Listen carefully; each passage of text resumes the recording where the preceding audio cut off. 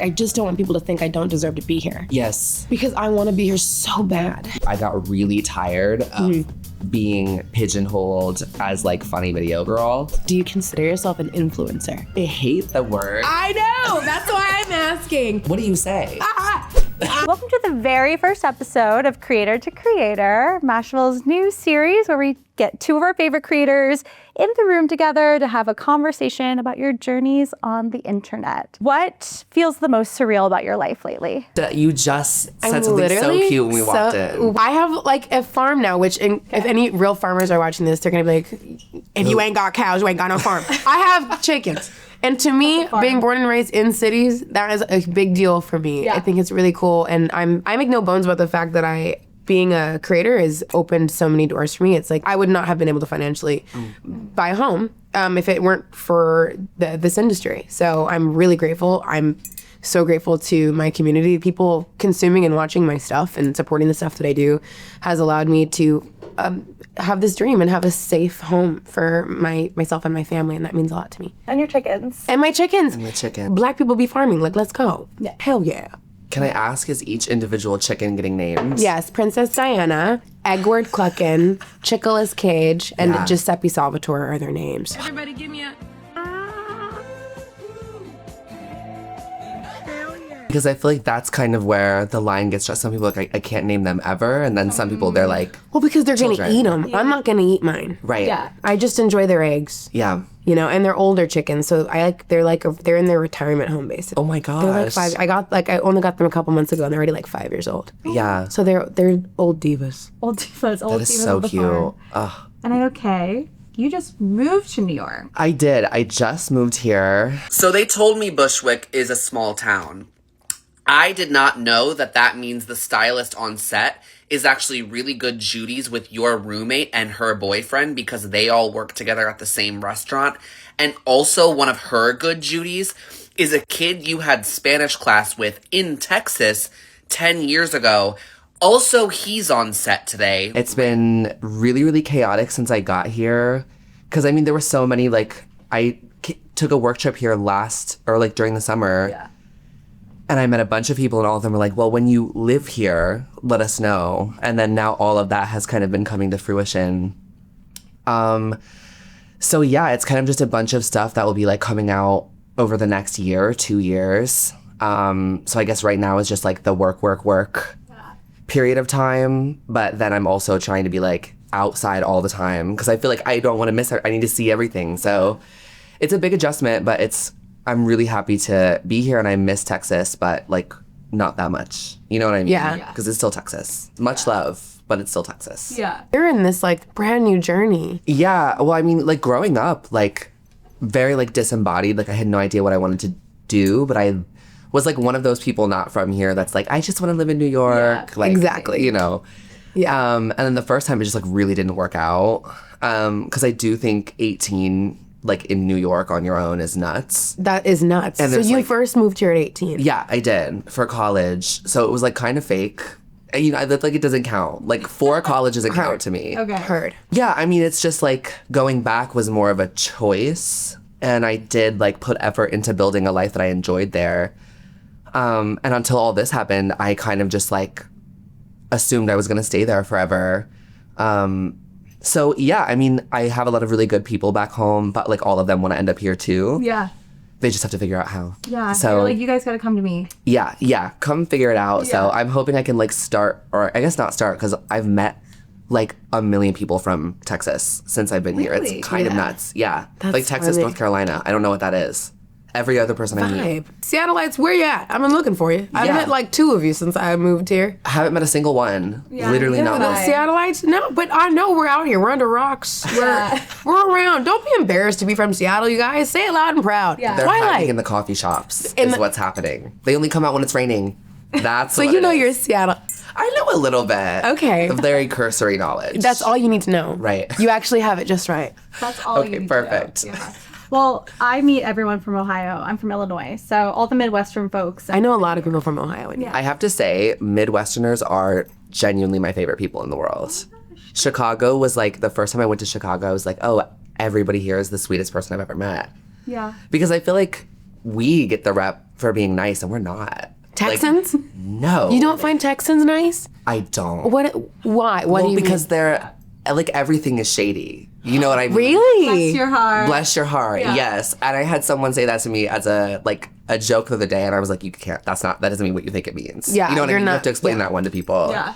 But I don't know. I feel like everyone I met in Chicago was genuinely, like, there was one layer and it was all sweet, you know? Yeah. So, if I could live anywhere, that's where it would be. Before this, I had another interview, and the gal interviewing me was from the Midwest. And I said literally the same thing. I was Yeah. like, oh, that makes sense. You're from there because you're so sweet. Yeah. Well-intentioned, I think, is like the best way. Like, truly, Yes. Midwesterners like literally just want you to feel good about yourself when they say hi to you. They're just Yeah. like, how are you? That's so Midwest. Like, how are you really? Like, Yeah. are you good? Are you good? I'm like, yes, I'm fine. And Seattleites are so like, why do you want to know? Yeah. You know? Like, I love Suspicious. that. Seattleites are very suspicious. Very suspicious.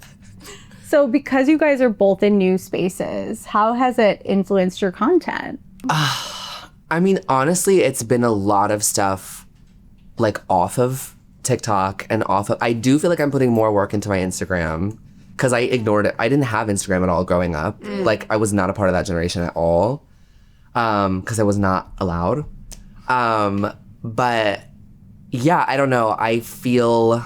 like right now it's honestly just a lot of off the internet because that's really the goal for me, is to push like my writing and acting more. So yeah, it's just going to be stuff that people aren't going to see for a while, but it is really exciting. So right now the content like TikTok, I'm kind of just like back to saying whatever. Yeah. Like, I don't know. I've been really running my mouth on TikTok again lately because I was quiet for a while. What is going on with us and Pool right now? Hopefully it'll help me. Hopefully it won't hurt me, but we'll see. We'll see. Honestly, same. I'm loving acting and writing. Yeah. And of course, like, I'm very grateful that TikTok and Instagram have given me mediums to like make skits and create characters. And I mean, it's this great equalizer. Pay attention before I turn your cargo pants into compost. Now, when I was growing up, the idea of like, well, if you want to be an actor, you're going to have to do all these things to get in front of a camera. Yeah. And now I recognize that not everyone loves this aspect of it. I'm sure. Whatever. It's okay. I'm really loving the fact that I've gotten to fall so much deeper in love with that medium and with acting. And living outside of the city has been really good because for me, I feel like I have more time. Okay. Like when you don't live in the city, which don't get me wrong, I love New York City. You will never catch me saying a bad thing about New York City. But when you're not in the city, there's nothing calling you to like step outside and run around or like go, right? If I want to go to a cafe or a restaurant, I'm gonna have to get in my car and drive to one. Yeah. Yeah. Yeah, downside. Upside to that though is when I have 2 p.m. and my last meeting is done and I have time, I can choose how I spend that time, and I'm generally like writing more. And I'm spending more time on my craft. And so for me, it's actually helped me kind of re-fall in love with being in front of the camera. I think it's easy to get a little jaded when you're like, here we go again, we're getting in front of the camera again. Yeah. And so for me, it's been really fun to have fun with stuff and and be really intentional about like, okay, I'm gonna try this thing, I'm gonna do this thing. It's been really cool. And the house is pushing me to do that too, because so much of my old content used to be all around New York, living in New York City. Yeah. Come enjoy another morning with me and my city cow. New York City is so easy to make content about and in and around. And so I've had to push myself a little bit more to expand. And that's been really, really fun. Does it ever, can I ask, because this is something I'm kind of contending with right now. Oh my gosh, tell me. The whole, like, being an influencer kind of makes it easier to get into those spaces. And I don't feel bad because I feel like we put work into, like, building the platform to be able to do that. Sure. And that is the system. But there are definitely moments sometimes where, like, you know, I get involved in a project and I'm like, this is literally something I've never done. I have no idea how this works. Yes. And, like, I don't know how it's going to go. Yes. And all of these people, like, this is what they do. You know what I mean? Like, does that ever feel weird to you? Well, everyone starts somewhere, right? sure. And everyone begins somewhere. Sure. And it's funny you would say this because this is something actually so like cool we're talking about this because I feel like I don't talk about it very often. But like I remember the first set I was ever on. I was like a guest star on Harlem. Yeah. And I hadn't been nervous about something in such a long time, but I was so nervous to go to set. And when I really investigated these feelings, I was like, I just don't want people to think I don't deserve to be here. Yes. Yeah. Because I want to be here so bad. Yeah. And I really do think if I had time, I could be really good at this. Yeah. And if I know I can do this. Yeah. But I am so afraid that people are going to think I'm bad. Yeah. And the reason why I'm here, the only reason why I'm here is because of X, Y, Z. And then I got on set. Everybody was so freaking kind to me. Grace Byers, shout out to you, Grace. You were so nice. She took the time to explain things to me when the set was turning, and she could see I was kind of a deer in headlights. And I'm like, oh, a set's turning. Like, what does that mean? She really touched my arm, and she was like, do you know what's happening here? And I was like, I think I do. She goes, here.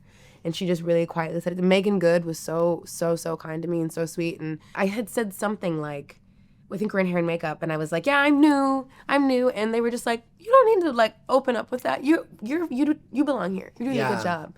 And you realize that one of the cool things about what we do as a creative, it is so hard to get in the room, and so many people come from so many different backgrounds. Yeah. A lot of people you'd be shocked sometimes to find out the person across the room from you had the background that they do or whatever. Maybe this person did go to Juilliard. Yeah. All right, cool, makes sense. I gotcha. Yeah. But maybe the person over here didn't. And realizing that I've found it's a lot louder in your own head. Yeah, for sure. It's a fear in your own head thinking, I want to be here. I want to deserve to be here. Do I deserve to be here? That's louder in your head. Yeah. Granted, there will be people along the way that might echo that fear, and that hurts.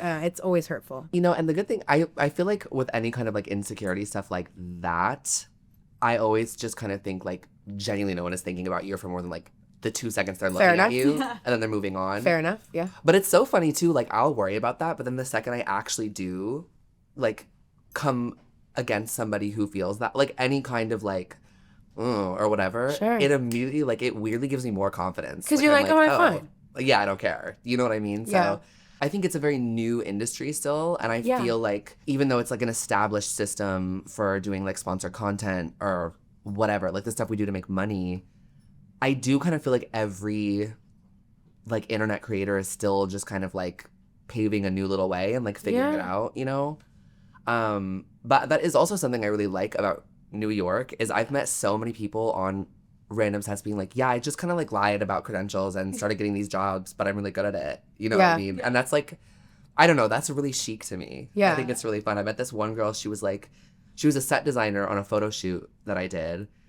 And she goes, yeah, right now I'm graffitiing the walls of this candy shop in Manhattan because the lady was looking for a graffiti artist and I just said I could do it. Yeah. But she really loves my work so far. And I was that's I don't know, that's everything to me. That's amazing. Yeah. I feel whenever I feel a little bit of imposter syndrome, which is what you guys are kind of describing, I guess so, I always think of that Jemima Kirk quote that's I think you guys are thinking about yourselves too much. Okay, well, damn. But it's really genuinely helpful advice. No, it gets me out of my own head. And ironically, what you said hit. So I was in an acting class once, and keeping in mind I have that kind of narrative that I was fighting in my head for a while of I want to deserve to be here. I think I deserve to be here, right? Yeah. That. Yeah. And I was in an acting class, and of course, I don't walk into a class and be do you know, guess what I do? I'm a content creator. So none of us had ever talked or shared who we were, what we did. Mm-hmm. And so one gal, we were just having a conversation with the teacher, and she raised her hand, and she went off on a small rant.